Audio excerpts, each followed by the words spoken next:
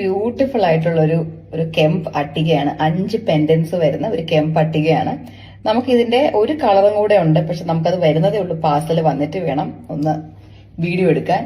ഇത് വളരെ simple yet beautiful and unique ആയിട്ടുള്ള ഒരു നെക്ലസ് ആണ്, ഒരു ചോക്കർ നെക്ലസ് ആണ്.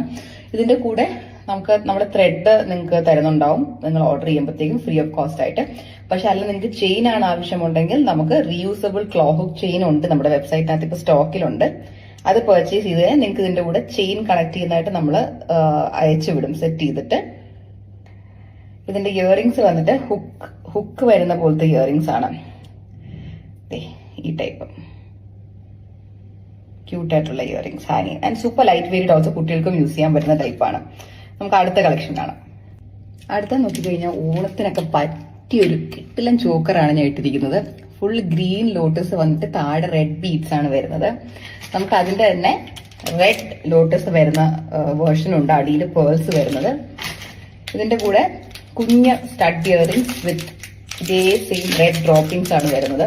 ഇതൊക്കെ പക്ക ഒരു എന്താ പറയുക പട്ടുപാവട, ഹാഫ് സാരി, ഈവൻ ഒരു ആക്ച്വലി ഒരു സൽവാറിന്റെ ഒക്കെ കൂടി ഇടാൻ പറ്റിയ ഒരു നെക്ലസ് ആണ്. ബിക്കോസ് ഇത് കംപ്ലീറ്റ്ലി എന്താ പറയാ ഒരു ട്രഡീഷണൽ സാധനമാണോ എന്ന് ചോദിച്ചാൽ അല്ല, ഒരു ഇൻഡോ ട്രഡീഷണൽ ലുക്ക് വരുന്നുണ്ട്.